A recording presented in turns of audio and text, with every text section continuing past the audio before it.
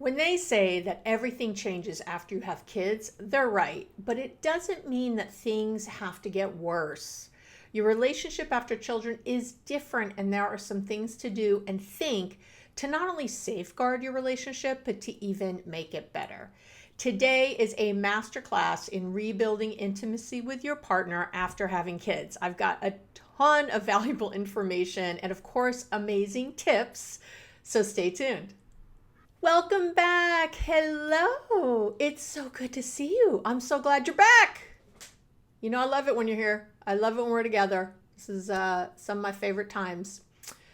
Before I jump in, I just want to say again, depending on when you were listening, or if you listen to podcasts in order or episodes in order, podcasts in order, episodes in order, I was going to be doing a membership launch starting in February, which I was very excited about, but I had COVID for a third time. I have some long-term COVID. Don't send me, I'm fine. You don't need to send well wishes or anything. I'm good. I'm cool. But I really needed to take care of myself and get rid of things that I didn't have to do right away, and just sort of rework and make sure that I'm well rested and taking care. I am old, I'm old. So I can't just, sort of move on without really taking some time for myself. So I am modeling very healthy behavior by putting off some new things. I put off my book launch. I put off the membership launch. I had all these great ideas, but everything needs to wait while it's just postponed. I'll be back with it. We'll talk. It's something I'm excited about, so I'm sure we'll find a way soon, but I didn't, in case you listened to me announcing it previously, you might be thinking, what's going on, Abby? Where is it? And that's what I'm letting you know. So now we can get to the goods. And I want to say this first before we really jump in. I know I have many people listening who are in same-sex relationships. So I don't know if I need to apologize or just, I don't know what I need to say, but I need to say something up front that I'm only discussing today from a heterosexual viewpoint. It's just challenging for me when I'm writing to find a way to be more inclusive. So I just got to ask you to bear with me as I try to figure that out.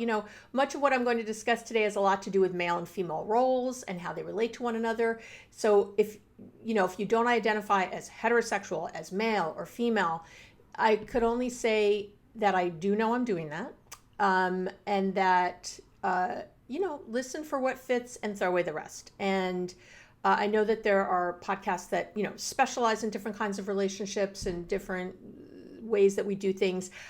When I'm doing things and putting them together, like you'll see from today, it would have had to be completely different, and I think would have been a 3-hour broadcast if I was trying to be inclusive of every single kind of couple.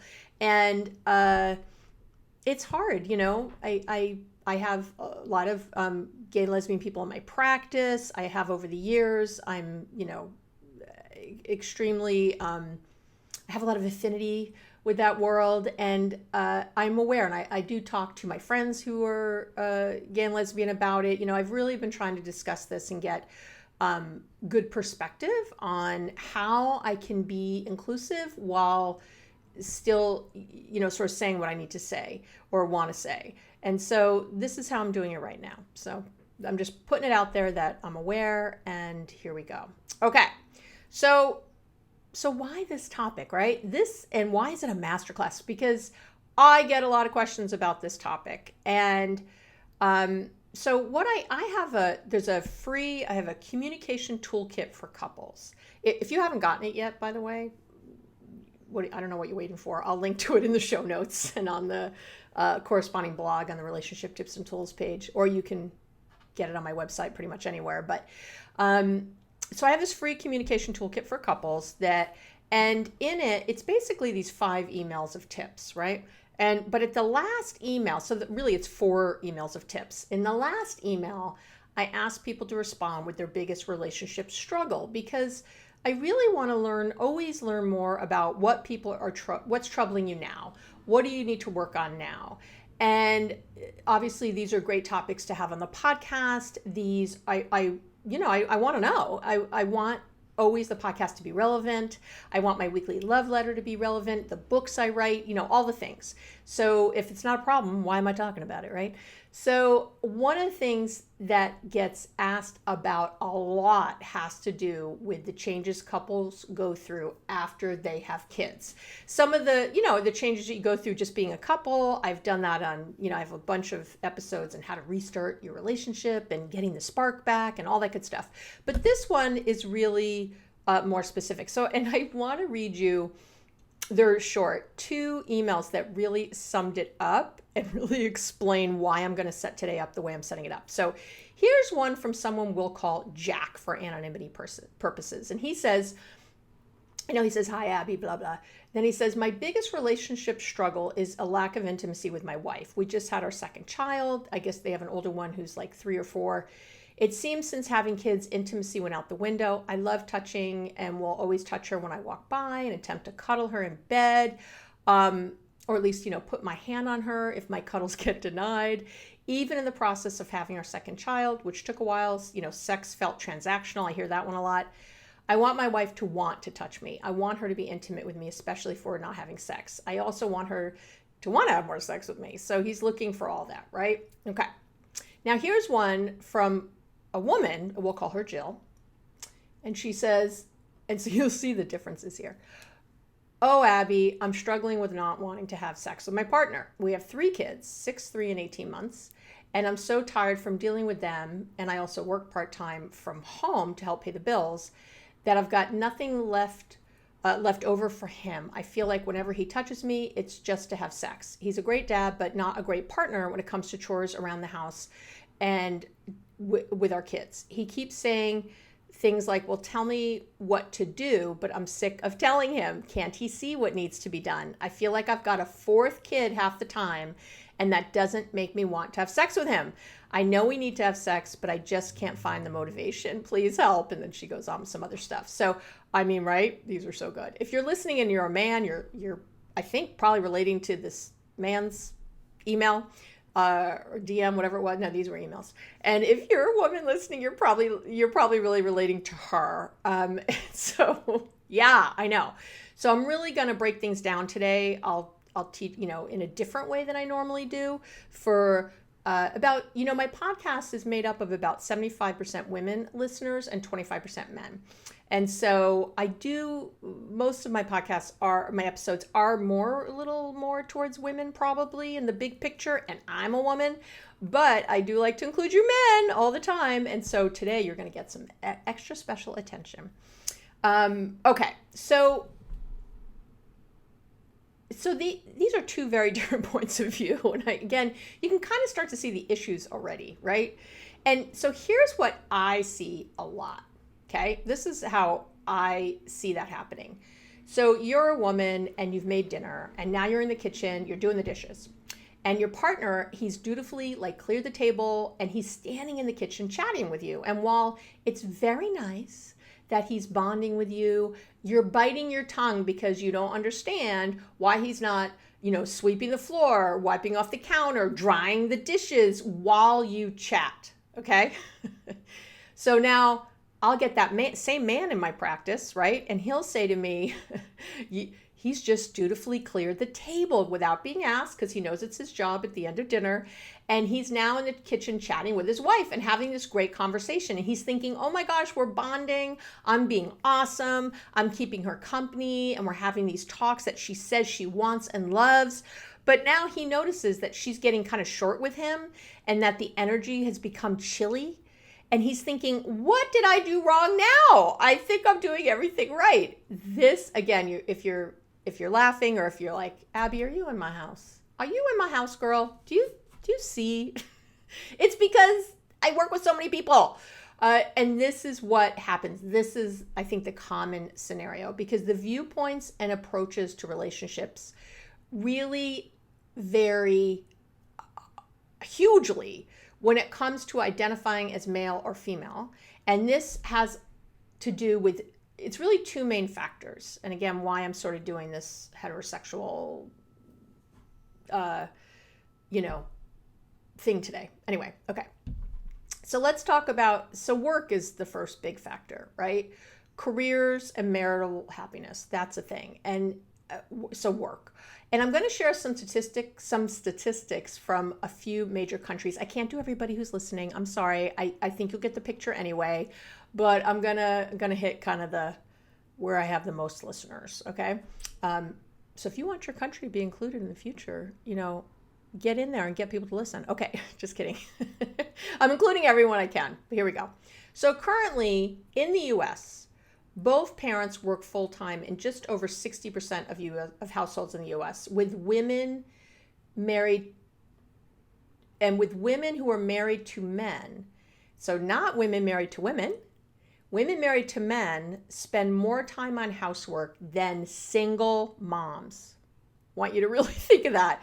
So women with kids who are married to men spend more time on housework than single moms. And again, this isn't true. I'm not going to, again, get all into statistics for female-female and male-male relationships, but interesting, isn't it? And in fact, married women end up with 7 more hours of housework per week, while married men end up with 1 less hour of housework per week. Okay? I know. So, and we live shorter. Men live longer when they're married. I mean, there's so many stats around this. It's crazy. And I'm going to link, as I always do, all the research. If you want to look at it yourself, if you think I'm making crap up, I'm not. Go look it up. It's all going to be on the relationship tips and tools in the blog post, and some will be on the show notes page too. But most of the real research and all the details are always in the blog, the corresponding blog post. Okay. All right. So, and caring for children and spending time with children is also disproportionately higher for women. Okay. And yeah. Now in Australia, women make up about just over 47% of the workforce. Okay. With over 60% of those women spending at least 5 hours on unpaid indoor housework. I know.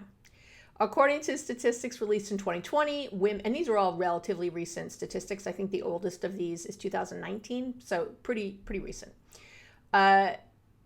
So according to statistics released in 2020, women in Canada still do the majority of the laundry and meal prep, okay?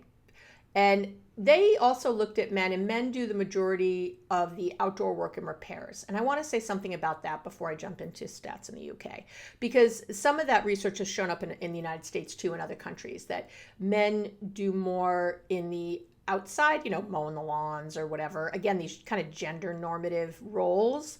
But I will also tell you that it takes a lot more hours per week to deal, and a lot more emotional headspace, most importantly, to deal with family, kids, negotiating all the things that entails, than the hours and bandwidth it takes, and this has again been studied, to take care of the lawn.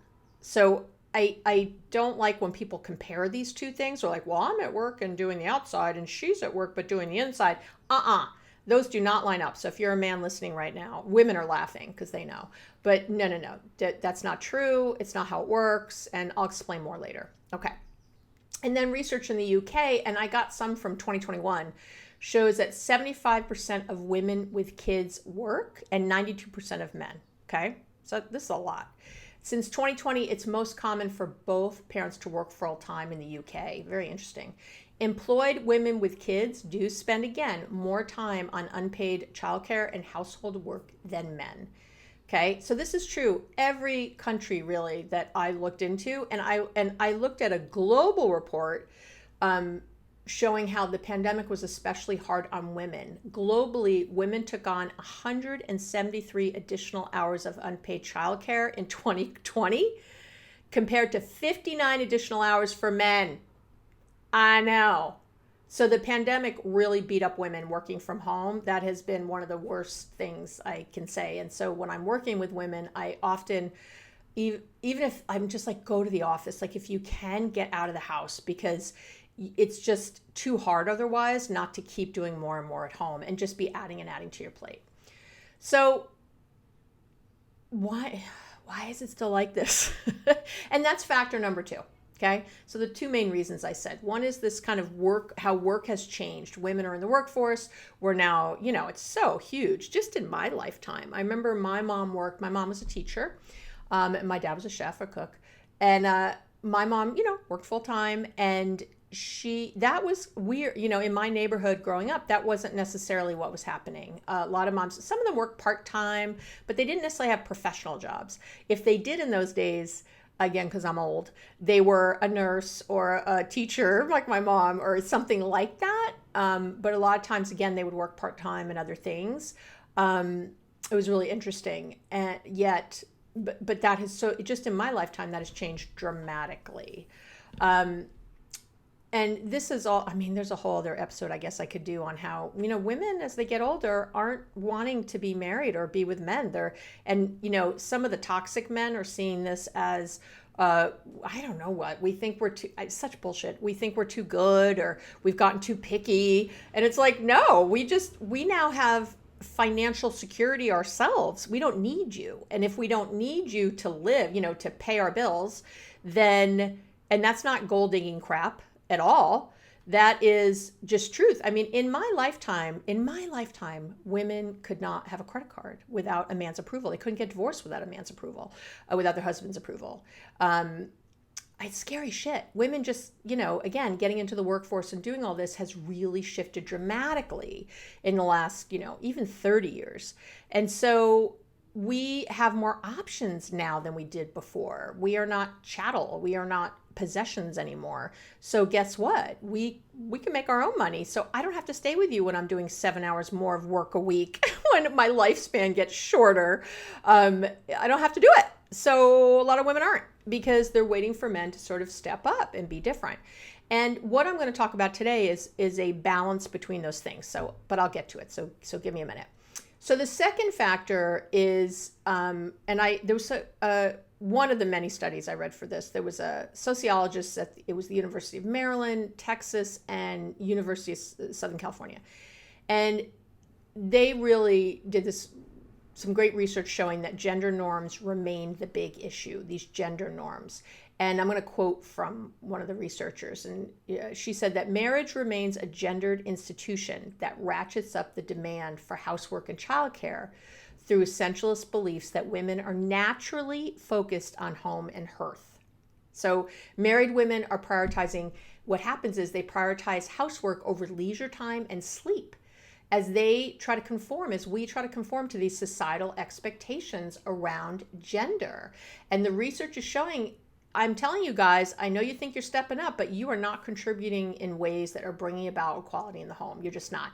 I get that it's better than it used to be, but it ain't there, okay? We're not even close to where we need to be. So I think that's been hard for everybody, for women too, because again, we got raised with all these sort of ideas about women and what, how they should or shouldn't be. And it's really hard. I catch myself with my own daughter all the time. And thank God she'll say stuff. She's like, Mom, that's sexist.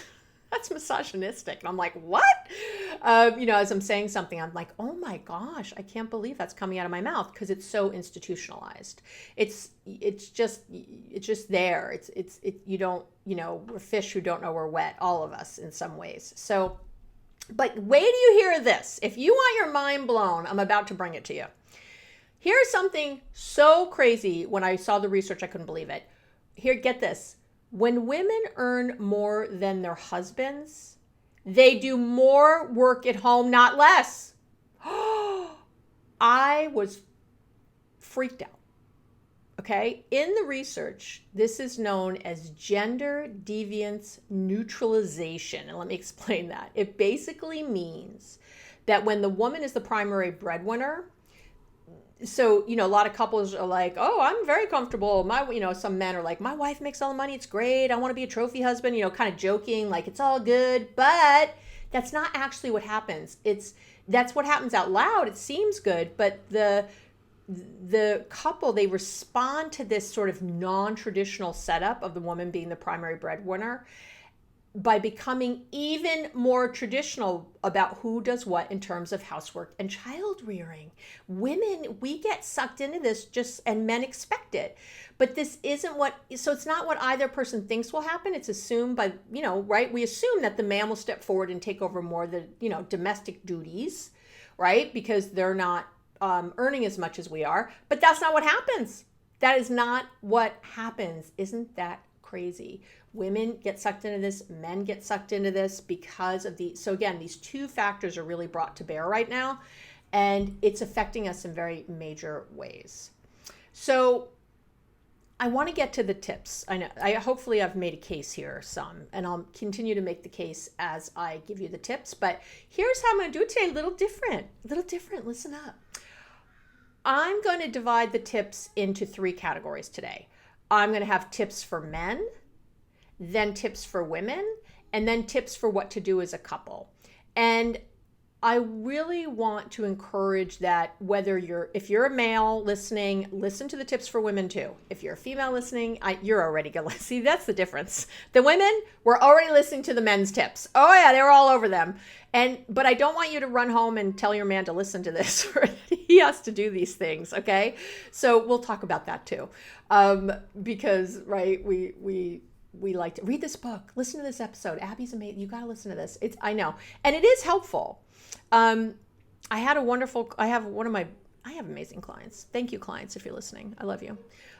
One of my clients, she's so great. She said she was listening to an episode I had done on emotional intelligence, and she was like, "Oh, my husband needs to hear this," So she waited, and then when they were in a car ride for a bit of time, she's like, "Oh, let's listen to this podcast," and she put me in, and they could listen to it together while they were driving, which I actually think is great. And then you can talk about it and ask each other questions and all the good things. But I'm just saying, there's ways to introduce things that aren't like, here, go do this on your own time. Go listen to this thing. If you can find a way to do it together like that, it's kind of brilliant. Just throwing that out there. Okay. So, and I want to be forewarned, there's a lot of tips for men, okay? Because the research shows that this is where the most work needs to happen. I say with love. I love you, men. I love men. I'm not a man hater at all. I dig men. I'm trying to raise a good man and a wonderful woman, daughter. And I love my Gary. I've loved the men in my life, and I adore Gary. And this is where most of the work needs to happen. So listen up, okay? This doesn't put women off the hook. It just says this is where a lot has to happen, which is why more tips. So here we go, men. Listen up, and women, because you're already listening. So tip number 1 is to really understand emotional labor. Excuse me. Let me get a sip. Wait. Let me get a sip of water. I know I'm talking so much, right? I don't edit out my coughs. Why should I? Come on now. You can listen to a cough for a second. Okay.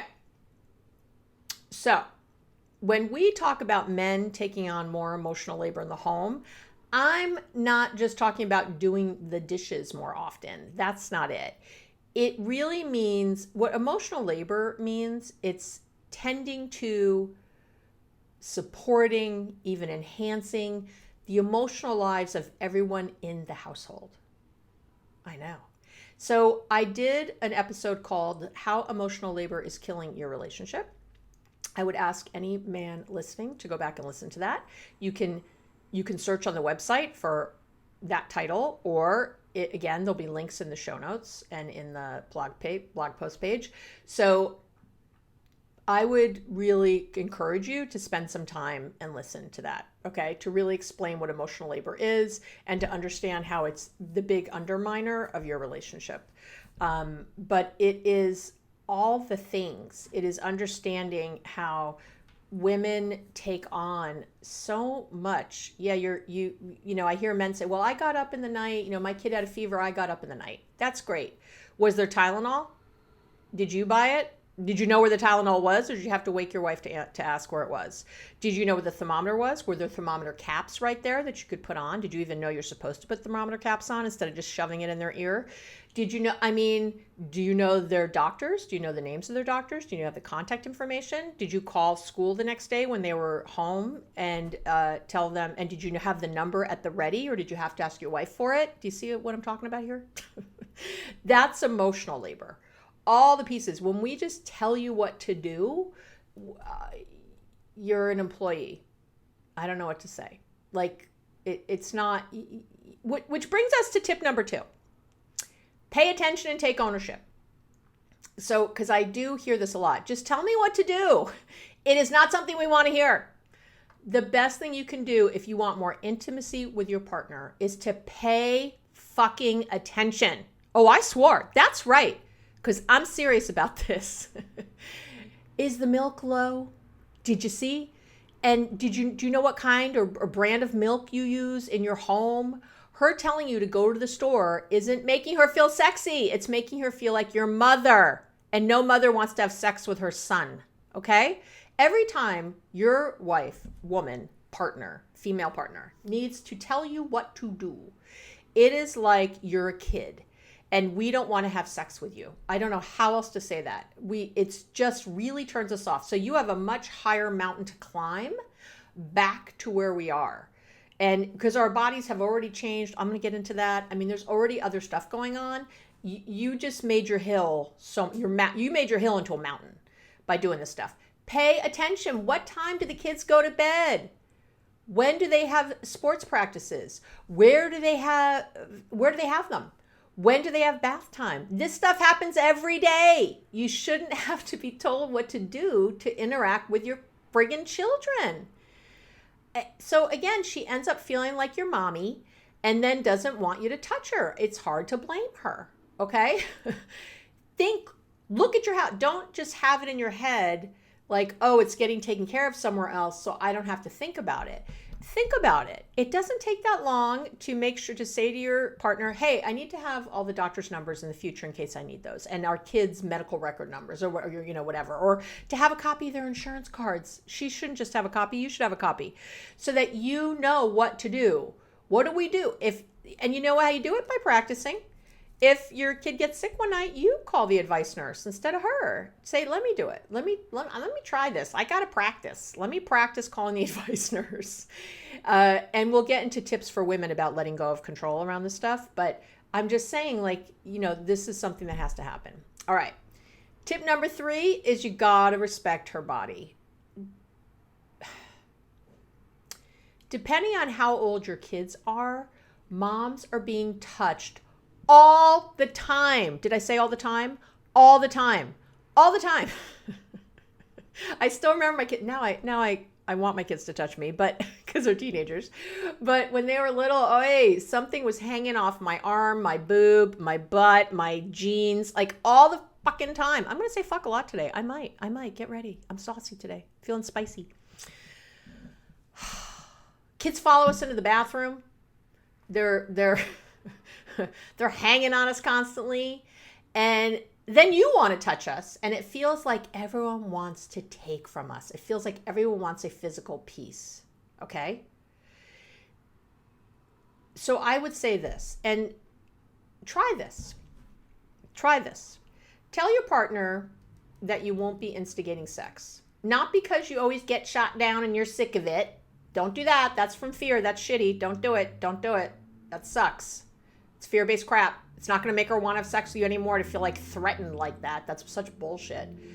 But just say to her, you know what? I'm really trying to learn all this stuff. I've listened to Appy's episode. I am trying to learn this stuff. And I'm not going to initiate sex. Because I love you and I respect you. And I want us to still talk about it at some point, not every day, anything, but just about our lives in general, our physical lives. I'd love to hear more from you about what you do and don't want, like what's unwanted touch, what's wanted touch. I'd like to learn more for sure. I want us to talk about it. And so I don't want it to be just a closed topic, and that, that way you don't have to be stressed either. Like, oh, I haven't talked about it yet. He's going to be waiting. Let's just take out all the stress around it. Let's just both be patient and kind. And I need you to understand as men that her relationship to her body has changed. If she's had kids, her relationship to her body has changed. And get this, the whole meaning of her body has changed. I will tell you that was probably the biggest thing that blew me away, was my body changing in these bizarre ways. And what it meant. Like I've always had big boobs. I've always been a big boob girl. God gave them to me. Us Jewish girls, a lot of us have big boobs. I'm touching my boobs on camera. I don't care. If you're watching on YouTube, you're watching me touch my boobs.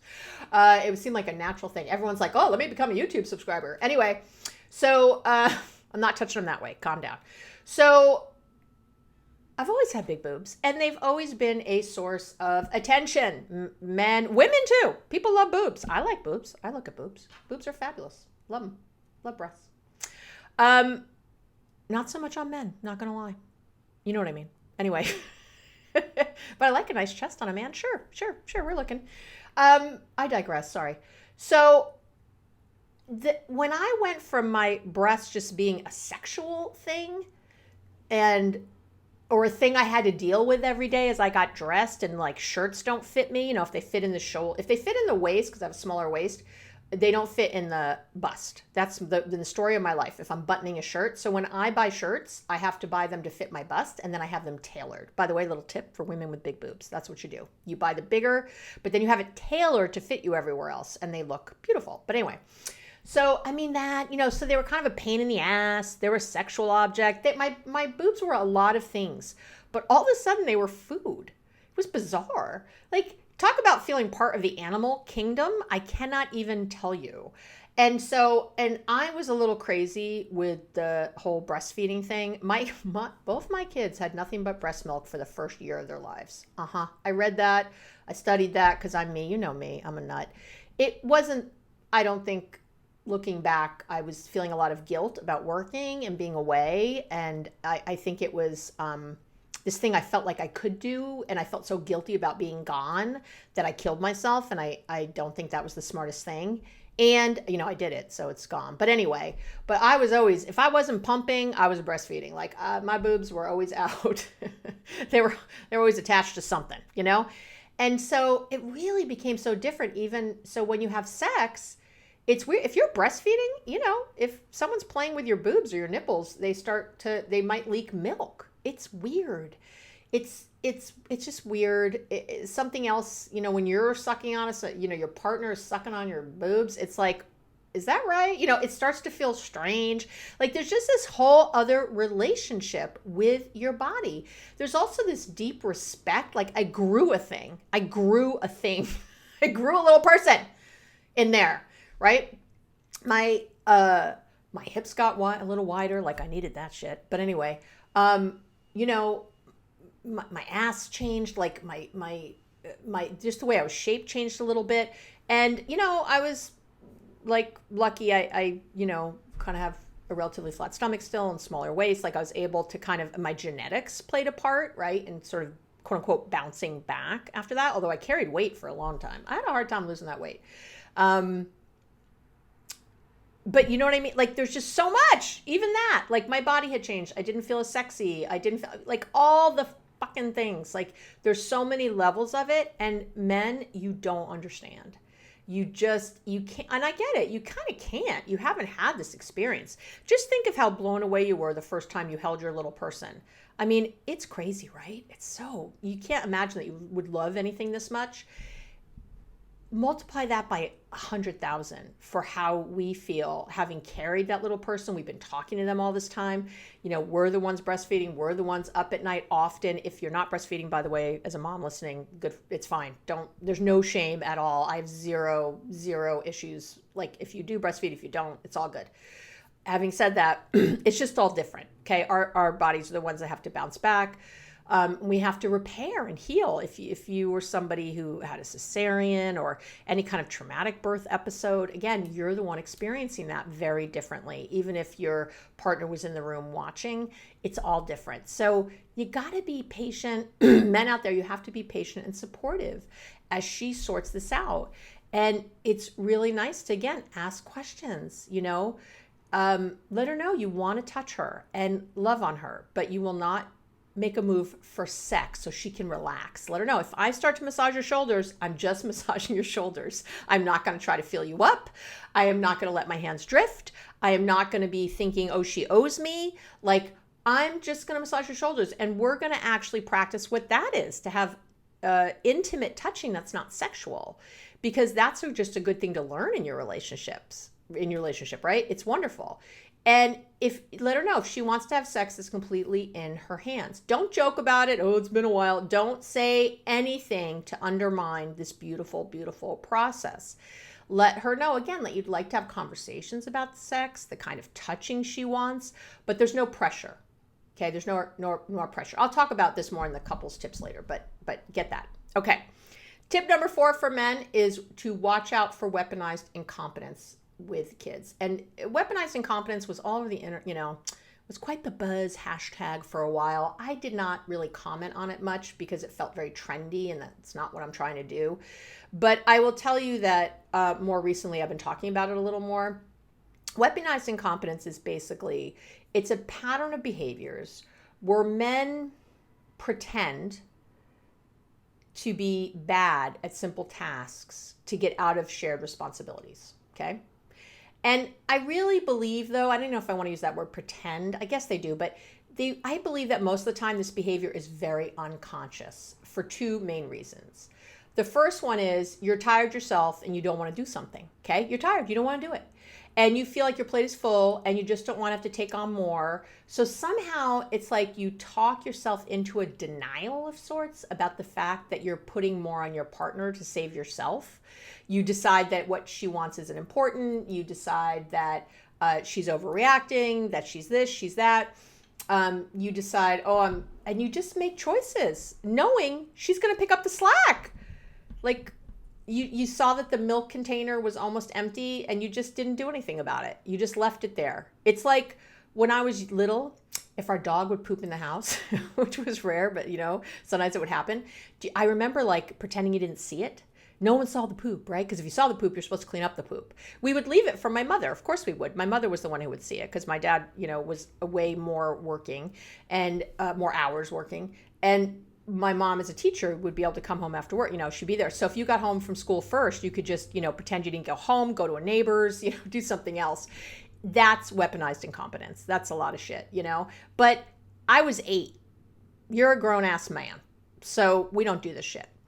And the second reason for, I think, that weaponized incompetence shows up so much is that you believe consciously or not that this is women's work.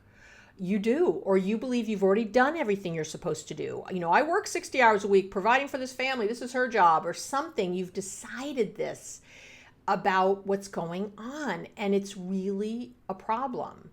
Okay? It's really a problem. So let me give you some examples of some things you might be saying that fall into this category of weaponized incompetence. The one I hear, I think the most people complain about is, the kids like it better when you put them to bed, when you dress them, when you bathe them, right? The kids like it better. He won't let me brush his teeth. Only you can do it. That kind of shit. Can you make me a list? I always forget. Can you make me a list for the grocery store? I always forget. Oh my gosh, such crap.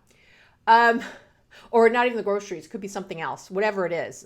Can you write down that I have to call the plumber? Could you write down? No, you could write it down. You could also learn what we need in the I know, so it might be someone's job more, although I have some households where men do more of the cooking and more of the shopping. Great, so you can try to share it, or you can decide that's that, but it can't be for everything that you need a list or to be told. The other one I hear a lot is, I'll try, but don't be mad when I mess it up.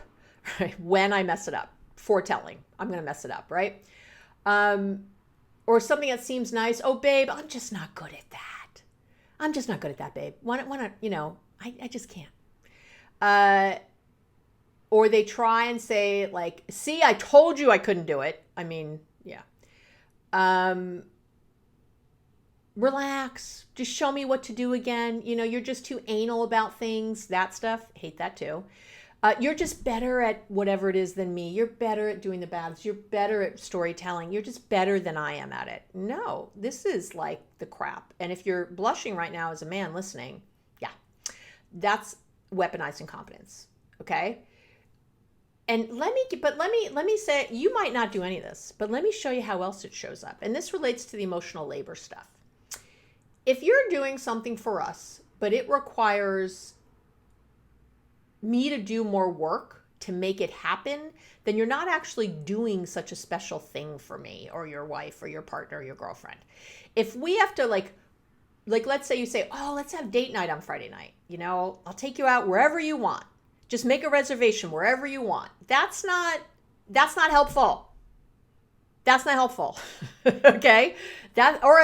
Or let's say, because then I have to do work, right? For this thing that you're doing that's oh so special for me, I guess, which is granting me your time. I mean, are you kidding me? Or you say, oh, I'll make dinner reservations. I'm going to surprise you. Friday night, we're going out. I'm going to surprise you. And you say, great. But then we have to do the rest. We have to call the babysitter. We have to figure out a babysitter. We have to figure out what the kids are going to have for dinner. And can she make that? Or do we have to leave money for that or him? It could be a male babysitter. Make sure their homework is done before we leave, maybe. Giving all the instructions to the babysitter. Pay the sitter. Drive them home. Whatever all that is. If all you do is make a dinner reservation and then drive home the sitter at the end of the night and you don't even know how much the sitter costs, that's a problem. Okay? A real date night is when you do all that. That's a real date night for us, when all that gets taken off. I'll tell you what I see a lot. I have a lot of couples who fight about vacations. I have men who I work with, either individually or as a couple, who are like, oh yeah, I'm so great. I took all this time off. I'm willing to, we're going to pay for anything. We're going to do this whole, Hawaii thing, vacation, or, the Caribbean. And that's all great. But when we have kids, for us initially, and I remember this when my kids were little, it's a lot of work to think about. And sometimes I didn't even want to go on vacation because it was just too much work. What I would have rathered is that you took the kids on vacation. That's a vacation for me. Or I come meet you later and I have a few days alone. I don't know. But I used to love my kid's dad used to take them to Tahoe without me. Oh, that was the best.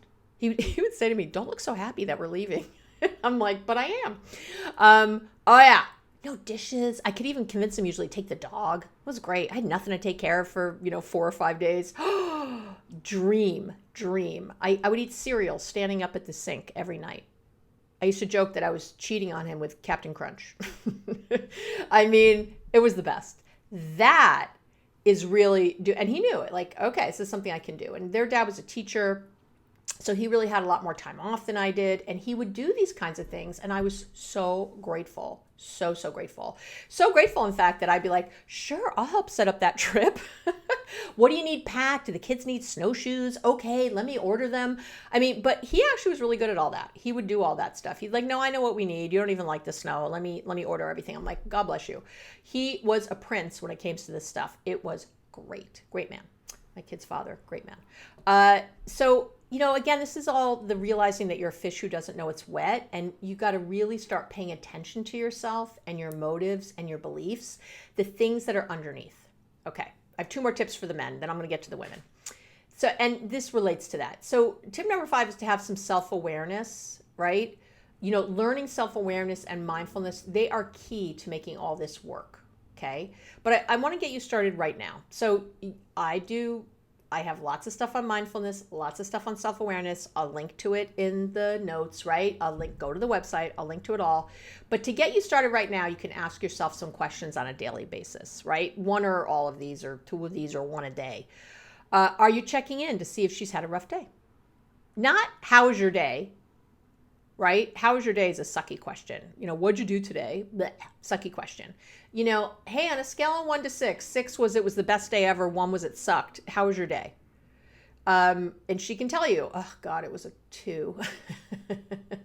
Or is 6 great? Whatever I said, it was a bad day, right? And then you can ask questions. Oh my gosh, what? Tell me more.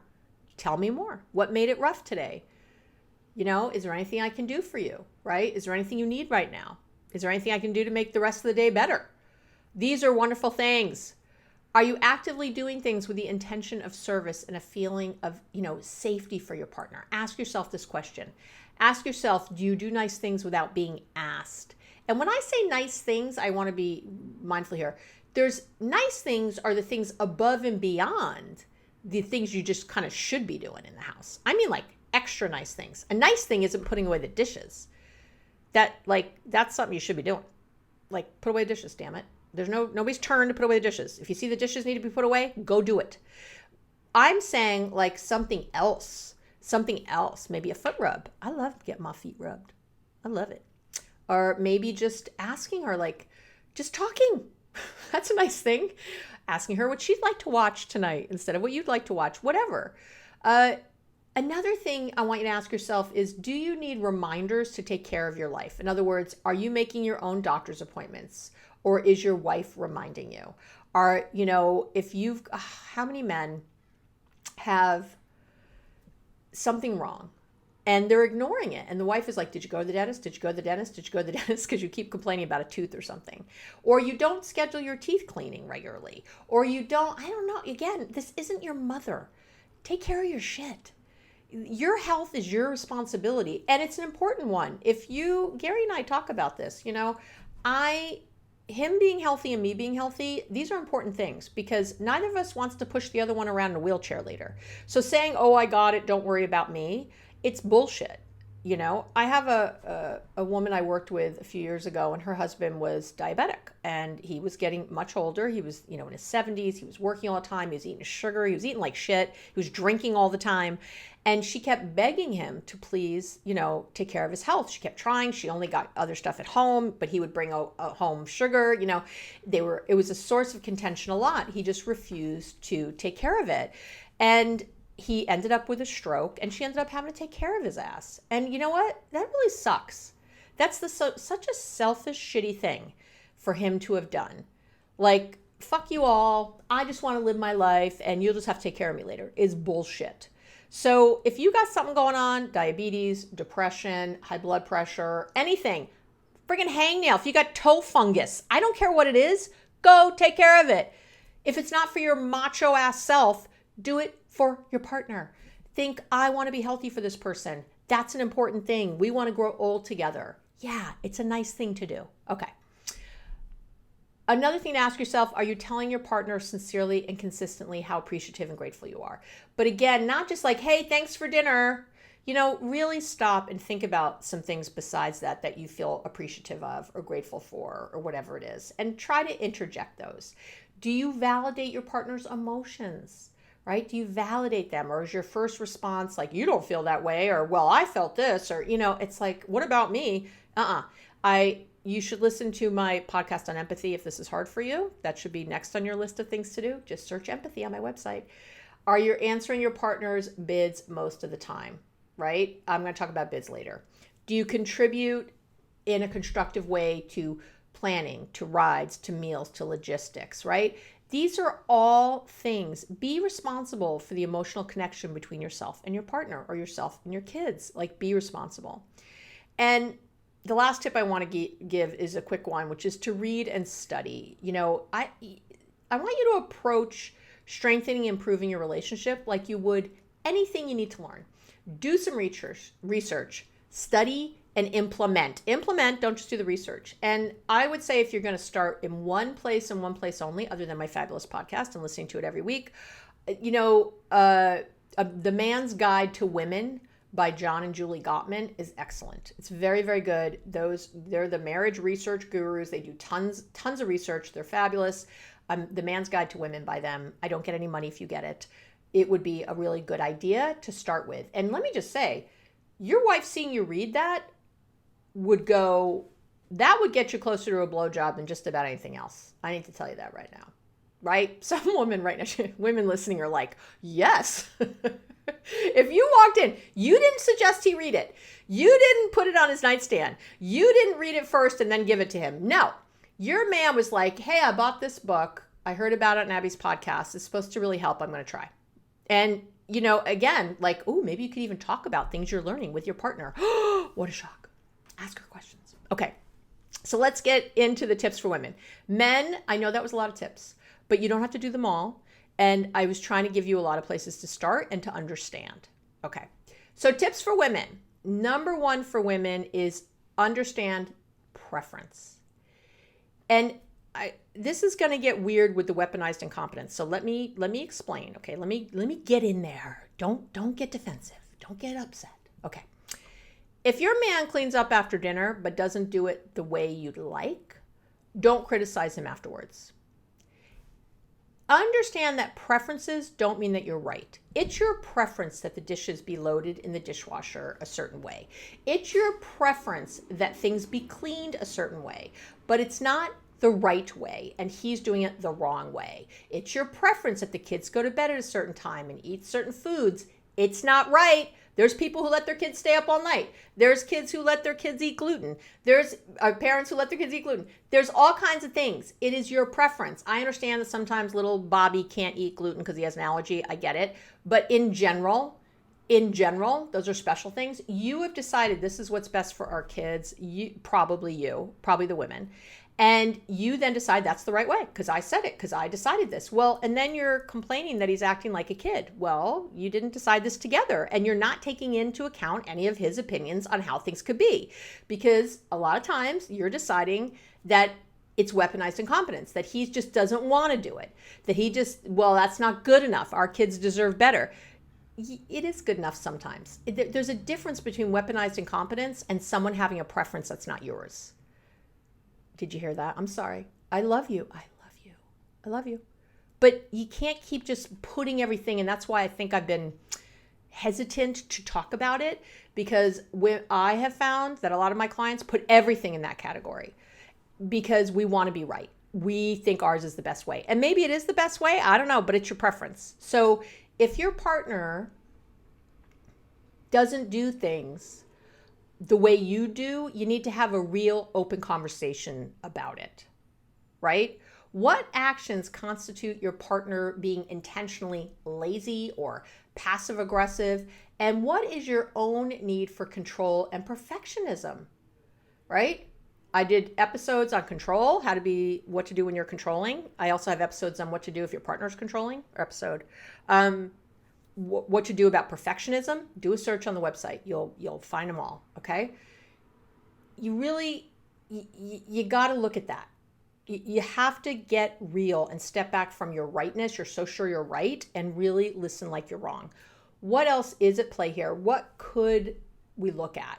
If you're the one coming up with the list all the time of what needs to get done and setting the bar on how it needs to get done, you're not sharing the emotional labor. You're just hiring your partner as an employee. I said it. Yes, I did. And it doesn't work in the long run. Stop hiring your friggin' partner as an employee and then being upset that they're acting like one. Okay, so you have to be part of this too. It can't just be all them.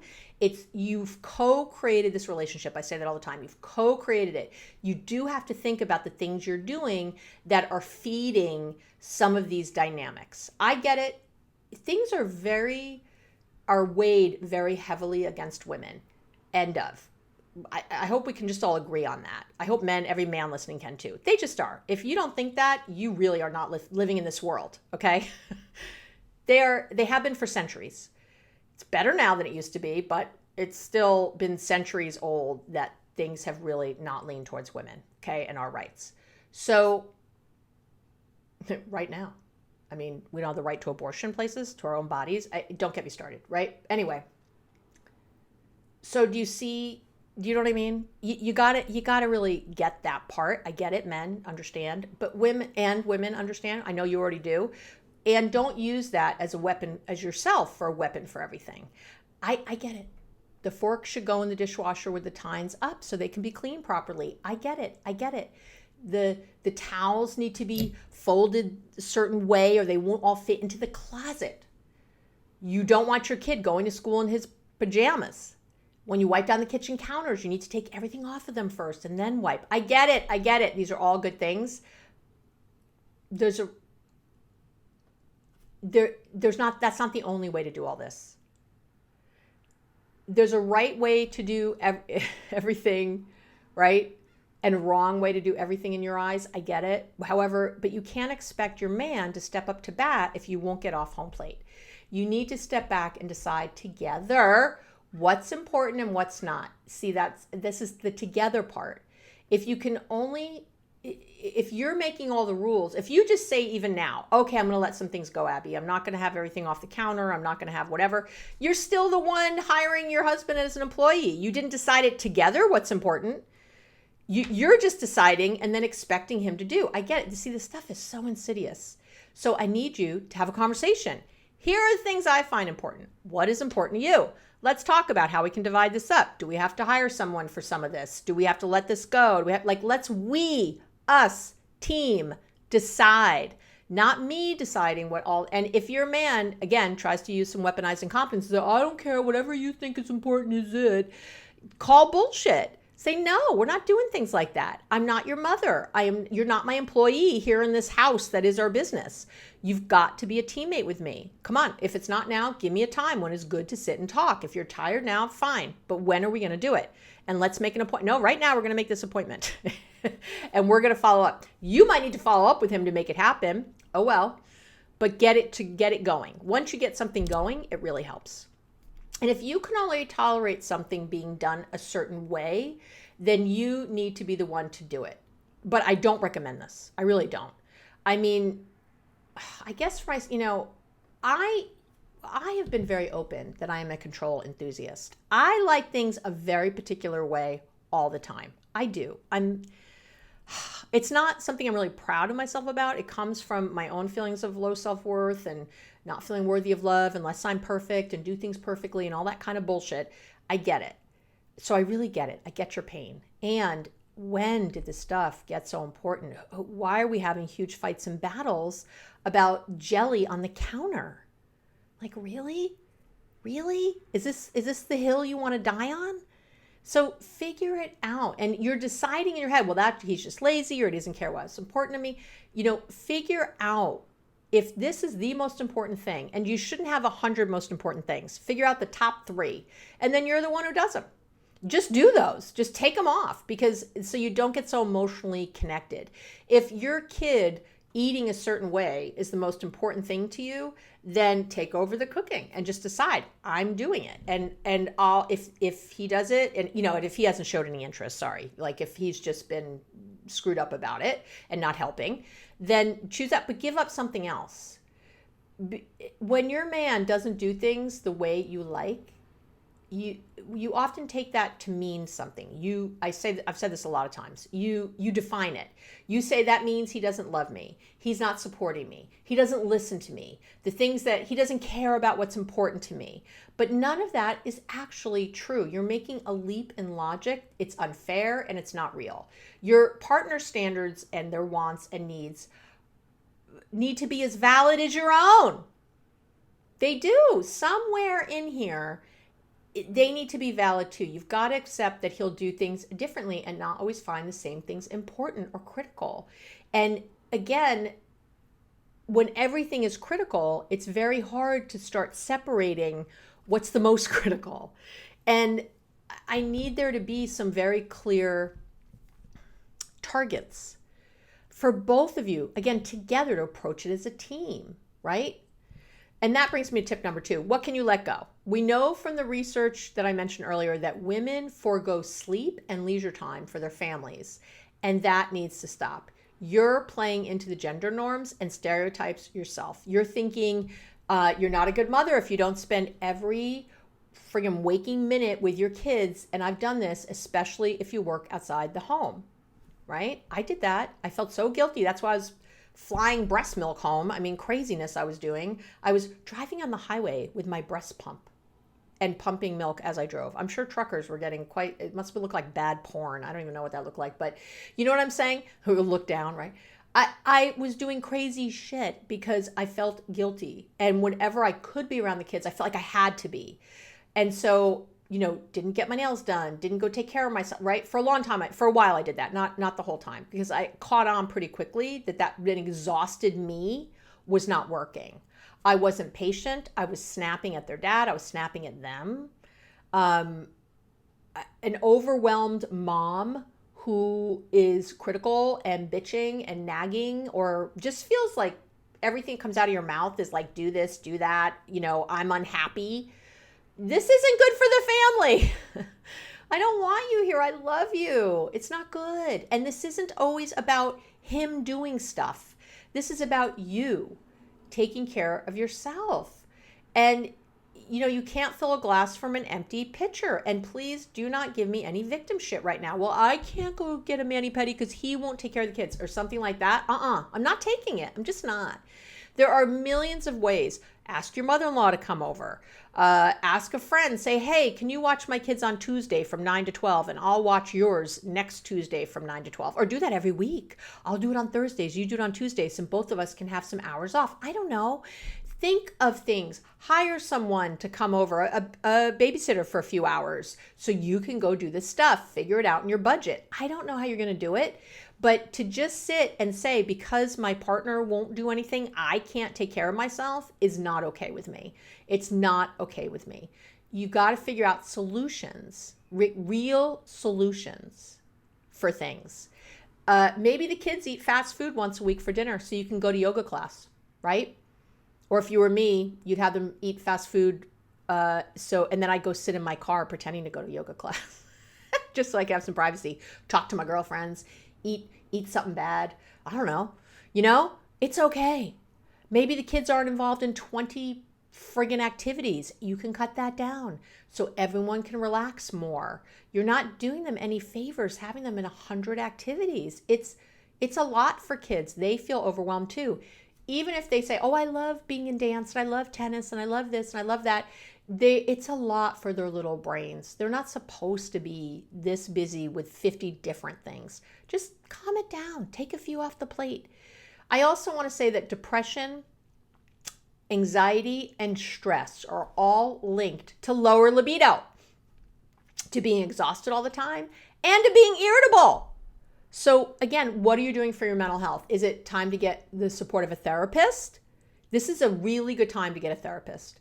And what happens that I find is that women in this situation, they immediately go to couples therapy. Like, we need couples therapy. Just get yourself to therapy. You don't need couples right now. You don't need to drag your partner and complain about one more thing with him right now. Just go yourself. Get some help for you. Get some love. Get some attention. Get some time that's just your own. It's so good for you. I'm not saying couples isn't a good idea maybe later, but right now you need to, again, fill the glass. You need to fill the glass, and you don't do that with couples. I know it seems that way, but it's because we're putting so much emphasis on our partners. Put the emphasis on you. This doesn't mean you're at fault or something's wrong with you. I mean this is in a love way. I'm talking love. I'm talking you deserve to go to therapy. You deserve it. You are worthy of having an hour that's just for you, or 50 minutes, whatever. That's just for you and what you need and what you want, and to talk about what you want to talk about. That's it. I know. And if you're feeling at all like any of your partner's requests for more intimacy or for sex or some kind of intrusion, if you're feeling angry and defensive about it, it is really time to stop and ask yourself how you're really doing. Again, where are you? Where's your care for yourself? Where's your holding boundaries for yourself? Where is that? And I love you. I want you to have time for you. Really important.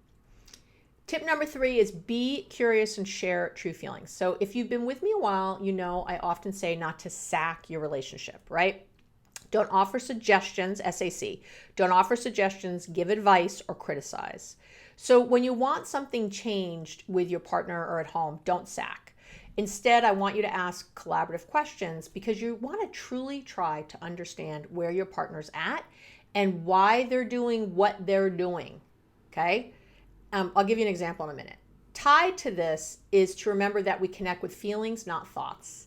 That means you want to get to what your partner is feeling and share what you're feeling. Share your feelings. Remember, again, it's your true feelings. So it's not your reactions. If your reaction is that you're really angry that your partner didn't put away the dishes last night when he promised he would, that's a reaction. I need you to think for a moment about what you're really feeling below that. Celeste Ang said, anger is the bodyguard of fear. What are you really afraid of? What's really going on? I'll tell you, it's usually just that you're overwhelmed. You feel like nothing's ever going to change. You don't want to divorce the man. You feel hopeless. That's what's really going on. You're feeling absolutely hopeless because you've asked for this 50 times and it's never consistent and you always have to ask again. That means he doesn't really care about you. Why did I get married in the first place? Yeah, I know. No, I'm not in your house. I'm not inside your head, but I know what goes on. I got a lot of clients and I have for years. I hear it. So, and you know what? Let's use that one. So you come down in the morning. Last night, so your partner promised he'd put away the dishes before, right? He went to bed. You walked into the kitchen this morning. You got kids wanting breakfast. The kids are already making demands. You're trying to get out the door to go to work, and the dirty dishes are still on the counter because the dishwasher was never emptied last night. You're furious. You're resentful. You are fed up. You march upstairs, right? And say, you didn't put away the dishes again last night. I'm so sick of this. You promised. You go on and on, telling him how angry you are. And when he offers to put them away now, you tell him it's too late. You'll just do it yourself. You're then angry and upset for hours and contemplating divorce or murder, since that might seem cheaper. Right? Do you see the problem here? If this has helped, I would say to keep doing it. But it hasn't, because the reason you're so mad is because it keeps happening. So do you want to be correct or effective? It's not effective. I'll tell you that. It is not effective. Now, I'm not saying you need to tiptoe around your husband or your partner. I'm not saying, oh, sweetie, I'm so sorry. It seems like you left the dishes. That's bullshit. You know I don't mean that, by the way. You fucking know I don't mean that. You know that would never come out of my mouth. So if you're doing that defensive shit right now, you can stop. I love you. I'm not talking to you that way. And you know I'm not. What I'm saying is that it ain't working what you've been doing, or it wouldn't keep happening, because you keep trying to solve the problem in the same way. You keep treating him as your employee.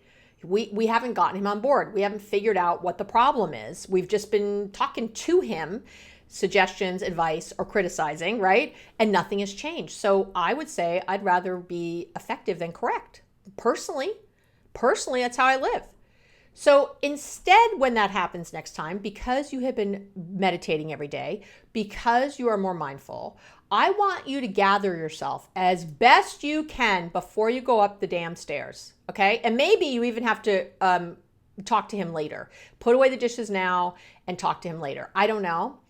But when you do talk to him, I would love for you to start from the calm place, not attacking, not blaming, but truly with curiosity. It's like, oh my gosh, I really want to figure this out. I don't want to have this conversation anymore. I don't want to feel this way anymore. I don't want you to feel this way anymore. I want to give you a hug right now. This sucks. Nothing's worse than feeling hopeless. Nothing. Oh, it's so bad. So you can go up the stairs. Maybe he's shaving or something. And you can say, can you just stop for 1 minute? And he does, hopefully. And just say, I'm feeling really sad right now. You know, you didn't put away the dishes like you promised. And he'll be like, oh my God, I'm so sorry. You know, it's like, no. We're not doing that. I get that you don't do this stuff on purpose. I get that you didn't forget to do it on purpose. I really do. I'm here, but I need us to find a solution, because this does happen from time to time. You know, I feel like if I don't remind you, I just feel like this happens, you know, with some kind of cycle. Maybe, and don't say all the time, because then he'll think, no, it doesn't, because yesterday I put them away and last week I put them away. You know, you don't want to do that. I just need us, look at us to find a solution. Can you talk now about this? Should we talk later? I don't want to be mad at you, and I don't want to feel like a nag, but the dishes, you know, they need to be put away, especially when you committed something to me. So I just want us to figure this out together. And if he has time right then, you could say, what are you thinking about it? And what usually happens first is that he'll give some excuse. Oh, you know, I just got so caught up last night. I really meant to. And then I went, you know, and it's like, that's not a solution. Just say it to him. I'm sure there's a reasonable excuse. I have no doubt. I don't think you sat there and went, fuck her. I'm not putting away the dishes. How dare she ask? I'm going to piss her off so we can be miserable. I don't think you thought that. No part of me really believes you thought that. And this happens with, you know, some regularity. And so how do we fix it? I understand whatever happened last night. I get it. But how do we fix it? What do we put in place so that this never is a problem again? I want it to never be a problem again. How do we do it? That's it. And then you continue to ask questions about maybe what happened that he forgot, what other solutions. But you don't want to give him, remember, don't give suggestions, offer advice, or criticize. So you also don't want to say, well, you could try to do this. What if you set an alarm on your phone? What if you did this? What if you did that? Don't do it. Don't get pulled into the sack. Let him come up with the solution and you be supportive by asking questions. Or maybe there's a solution that's different than him putting away the dishes at night. Maybe it's one of your kids now, they're old enough. Maybe it's, I don't know. Maybe it's you hire someone who comes in. I have a couple, they're brilliant. They have somebody who comes in every evening, I know, after dinner, and they help put the kids to bed. They help with homework. They help with, and they put away all the dishes later and all that. They help clean the kitchen. They work, I think, for 3 hours a day from like 5 to 8:30 or something, or 6 to 9, something like that. I thought it was brilliant. I really did. So that the two of them can just like kind of be more with the kids. They can just sort of hang out more. Now, you might not have the resources for that or be able to find someone like that. I don't know. But there's a million options, I think, is what I'm getting to. There's a million options besides this sort of black and whiteness about it. And I need you to start getting creative, problem solve. You love each other. You want to figure this out, and you can. You're two very smart people. You can certainly figure out the dishes in the dishwasher. But to keep doing what you've always done and expect different results is craziness. So let's try something else. All right. Now I want to talk about some tips for both of you beauties.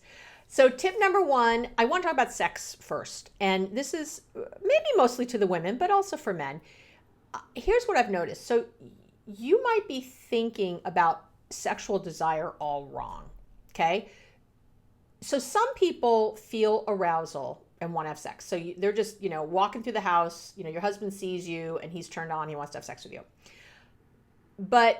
And I'm going to do it this way because often it's women who don't want to have sex and men who do, often in this after kids thing, okay? And it's not always though. I got lots of men in my practice who have had, wanted sex less than their partners, and that has been an issue. So I just want to be clear about that. So if it's them, not you, just substitute in whoever it is for ease of the conversation. I'm just going to say women and men wanting more. Okay.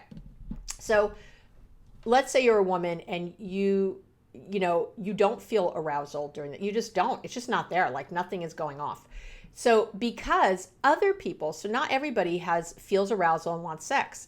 Other people find that it's only when they start having foreplay do they experience desires. Okay. We call this being responsive. So in other words, sometimes desire is responsive. So it's a response to, not an anticipation of, right? Being erotically stimulated in some way. And this becomes a problem, right? I found this true for so many women I work with. They're waiting to feel desire to want to go have sex with their partners, but that might never happen.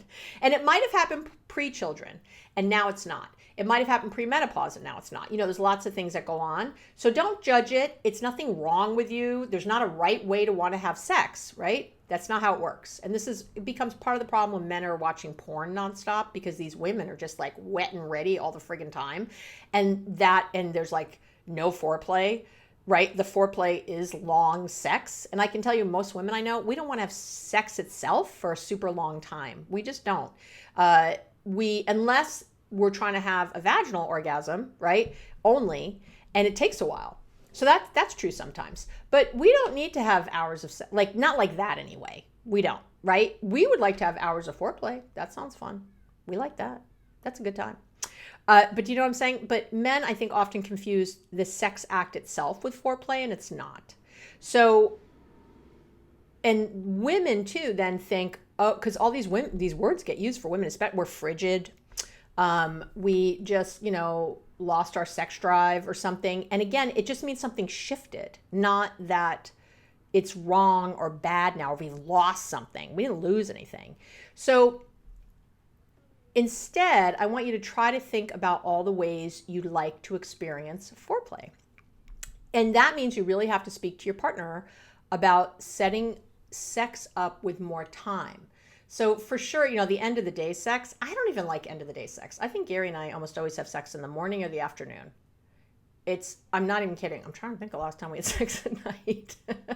When we're on vacation, we do, Hotel sex. Who doesn't love hotel sex? Hotel sex is the best. Oh, you can just yell loudly. It doesn't matter. But I'm trying to like this last weekend. I'm recording this on a Monday, Saturday morning, Sunday morning. Like it was more in the mornings. Saturday afternoon we had sex. There's just more. Oh yeah, I was getting some this weekend, huh? But anyway, it's just about time of day. That is when, because we have older kids, so that is, they're not trying to be up at 4 a.m. to get us up. And that is when people are asleep. It's it just feels more private, more, I don't know. We just wake up. We have more energy. It's just where my circadian rhythms are now. It just makes more sense. Although afternoon sex is the best. That's my favorite. But anyway, so really speak to your partner about setting sex up with more time and even, again, scheduling it.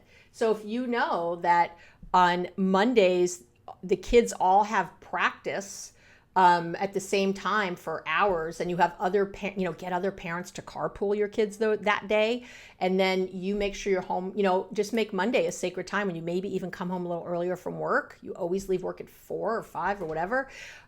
Or if you're working from home, that you always end at a certain time, and then have this time together and just have some fun, just experiment. Maybe you don't even think that you're going to have sex. That's sometimes really fun. Just that we're not going to have sex. We're just going to do everything and see what happens.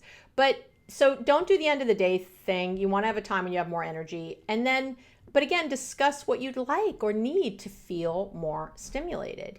You, again, can't feel rushed. So men, if it's the woman, who's not wanting sex as much, you really need to be on board for the ride, not the destination. I'll tell you that right now. You need to get rid of anything you have about this and just put in the time. It's kind of fun. It is. It's sort of fun to figure out different things, right? But I have talked with so many women who assume they have a low sex drive because their desire is responsive, not spontaneous. So they assume that sex will then I have to force it. I'm going to have to force it. And because they're not in the mood. And that means they don't have it at all because they don't want to force it. They want to wait till they're in the mood. And you don't have to have a persistent urge for sex. Lots of people don't. And there are no shoulds when it comes to your desire, women and men, right? It's something to really, when you get rid of the stigma attached and the blaming and the negativity and just see it as this sort of opening for the two of you to discuss. Because I will say, I do think sex is important. It's the one thing generally that we share with each other that we don't share with anyone else. So the physical intimacy, the sex and other physical intimacy, how we look at our partners, how we touch them, but you need to ask. So, you might be a man who decides, I walk by my partner and I hit her in the butt a little, or I whatever. Does she like that? Does she enjoy that? If, don't just assume, right, that, I'm making her feel sexy. Probably not. Maybe. I actually like when Gary smacks my ass. Don't tell Gary I've had this conversation. He is so shy, he would die if he knew I was talking about our sex life. So don't tell Gary. Everybody, shh, don't tell Gary. But anyway, but you know what I mean? I like it when he smacks my ass. I like it when he comes up behind me and grinds on me a little in the kitchen or something when I'm cooking. I sort of enjoy it, but lots of people don't. And if I had just had babies, I don't think I would enjoy that. I'd be like, get off of me. Stop touching me like this, because again, my mind is more compartmentalized, but my kids are older, it's just easier now. Things are easier, which is the other thing to remember. Your sex life, just like the rest of your relationship, grows and changes over time. So don't get too locked into, this is it forever, because it's not. So, and again, this can happen for men. So everything can be shifted. And I guess I just want you to take away that it's time for a chat about what constitutes desire for both of you, and really be curious and explore. There are no wrong answers. There are no wrong answers. And I will tell you that, learning to communicate your wants and needs is key. I did a whole, I'll link to it, on the blog and in the show notes. I did a whole effective communication 101. If you put communication in my website, boy, will you get a lot. There's lots of ways to communicate and to look, and I'm not going to go into all that right now and the nitty gritty of that, but really look to talk and communicate and not go in defensively, not go in thinking you're right or that you're wrong. Just going in, being open and curious. Okay. Tip number 2 for couples is to make a list. It's a really good tool I've had couples do when I've worked with them, or even individuals, is to make a list of the ways that you used to bond and feel close as a couple that have changed since you had kids. So, maybe you used to spend Sunday in bed reading the New York Times together and having sex and eating bagels, and now, that ain't happening if you got little kids, right? Now you have to get up for kids, or you can't get up with your partner because you were up all night with your newborn, right? So you don't want to be up on Sunday morning having sex. So maybe you used to hang out after dinner and talk about your day, but now that time is taken up, with bath time and sports or other kid things. You need to think about what adjustments do you need to make to create that emotional bonding and intimacy in new ways. You can't just lose all the things that helped you feel close and expect to feel that same bond when they're gone. So it's really important to identify them first, like, oh yeah, we used to do that. Oh, that's why. Because then you can really identify, oh, here's the things that make me feel close to you.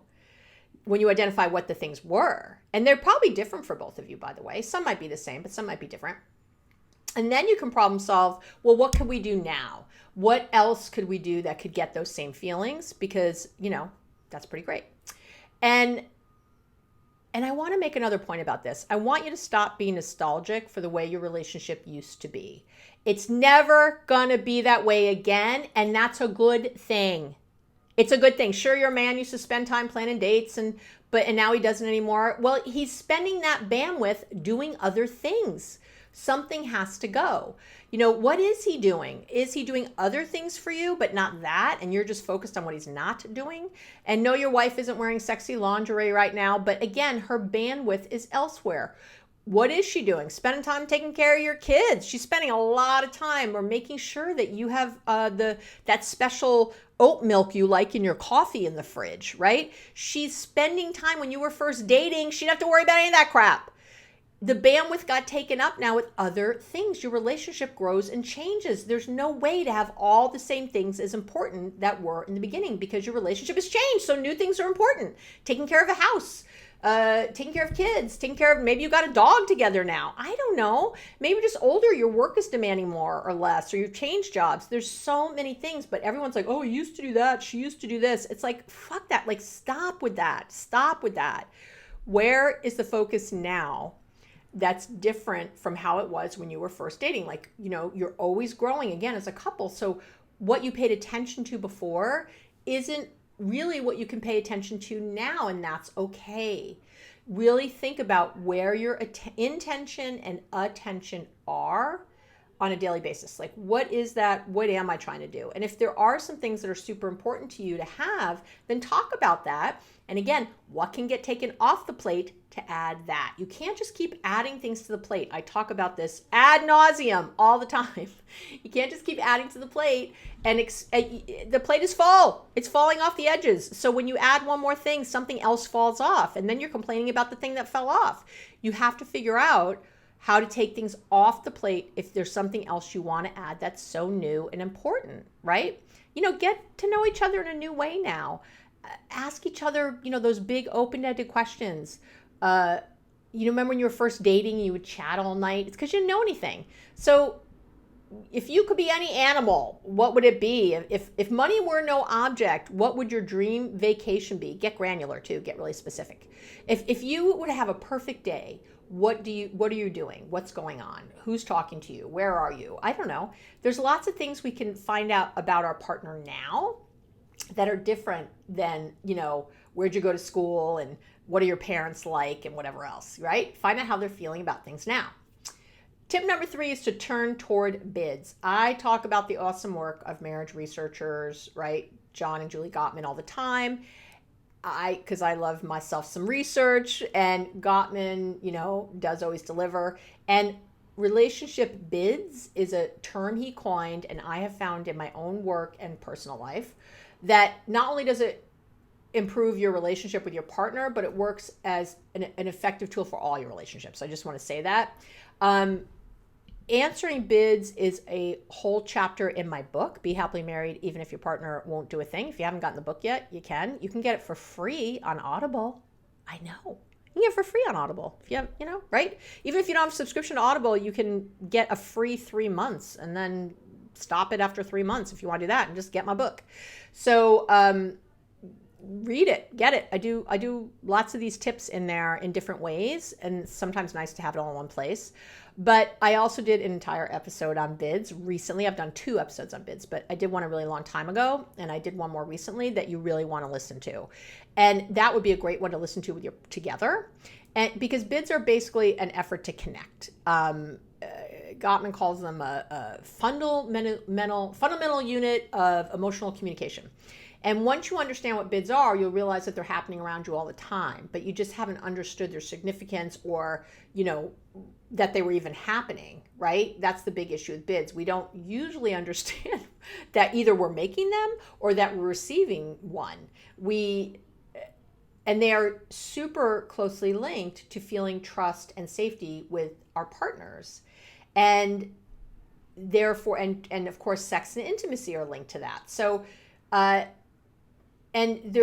I'm not going to get all into it here because I did a whole thing on it, but basically bids are anytime your partner asks for your attention. If they're, look at the bird out the window is the famous one I think Julie always says. And you can either stop and say, you can turn toward the bid and you can say, oh yeah, what is that? What kind of bird is that? Or you can ignore the bid, or even get hostile with the bid, right? Like, why are you bugging me? I'm in the middle of an email. Why are you talking about birds? That's not the way to go. Anytime you're, taste the sauce I'm cooking. I always do with Gary. And that's a bid. I cook, I'm doing all this stuff. I want you to find it as important as I do. I want your input in what I'm doing here in the kitchen. And so he knows now, comes in, tastes the sauce. I think it tastes good. Usually it's his only answer, but I don't care. And we might, hey, then if he's in the kitchen, we can make out. But you know what I mean? Kids do it all the time. Mommy, look, that's a bid, And it doesn't mean that you can always say yes to a bid because you're doing something. If you're busy, just let your partner know. But giving your full attention is really important. And if you are busy, it only takes seconds, by the way, to stop and say, yeah, the bird. But if it's that big a deal, you can just say, oh my gosh, I really want to look at the bird. Wait, let me finish this and then say that again. I'm in the middle of something. Let me just finish, but then I want to hear. And that's a way to do it. And then I'm going to end with a couples exercise. And this is going to be a free download that you can get. Okay. It's the couples check-in exercise. And it's one of my favorites. It's been around forever. And basically, it's a way to check in that's very special, where you ask your partner, hey, on a scale of 1 to 10, 10 being I'm the best husband ever, and 1 being I suck, what number would you give me? I know, don't get afraid, because here's how it goes. Excuse me. And then, so maybe your wife says 4. And your response isn't, screw you, what are you talking about? Or to list all the things you've been doing, but to instead say, what would it take to make it a 10? And then you, the wife, if you're the one who just got this question, need to answer it in the positive, okay? And you need to say, don't give any more than 3 things. 1 thing is fine, 2 things is okay, but no more than 3. And you want to tell them how to get to a 10 in the positive. So not what they shouldn't do. Well, stop asking for sex, or don't do this, or don't do that. No. People can't, there's no goal to reach there. Nag me less. What does that mean? I can still nag you? You can say, I'd love for, 1 thing you can do is rub my feet tonight. Another thing is to make sure when you come home from work that you come and find me wherever I am. And we have just a minute to connect. Those are 2 great things that will help you feel respected and connected or loved or whatever it is that you're looking for with your partner. But I have this all written out it's really easy to do. I have it all written out for you. So come over to abbymedcalf.com/podcast and you can find it there under this one, or you can go to the relationship tips and tools page. Also find it under this. We're in episode 224, I do believe. Who would have thought? And you can have that exercise for free because I love you and it's very helpful. And I've been using it for years. I absolutely love it. Wow. Did I tell you were getting a masterclass? Did I lie? No. I tell the truth. That I know is a lot. There's a lot going on there. You might have had to listen to this in more than one go. I don't know. Always a reminder that you can listen to me at 1.5 speed if you want to get through things quicker, but I'm just never going to be chintzy with what I teach. I'm not going to give you some bullshit half-ass stuff. I'm going to give you the real thing. And yes, I've been swearing quite a bit today. I don't usually swear this much, but I'm feeling myself, I guess. I don't know. So that is it for today. I'm very happy if you stayed with me this long. Hello. Hi. Welcome. How you feeling? How you feeling right now? Right now, just check in with yourself. Take a breath. Feel our connection. I'm here. I'm not going anywhere. I love these times that we have together. I hope you got a lot out of today's broadcast. Listen to it maybe more than once if you need to. And know that I love you. I'm sending such a big hug right now. So much love right now. I feel it. I know you can do this. I have absolute faith in you shifting and changing a relationship, or I would not be wasting my time doing this because I would feel like it was a waste. And it is absolutely not. This is time so well spent that I spent with you. You can do this. I am telling you can. I am positive. So just start where you can start. All right. Have an amazing week, and I'll talk to you real soon.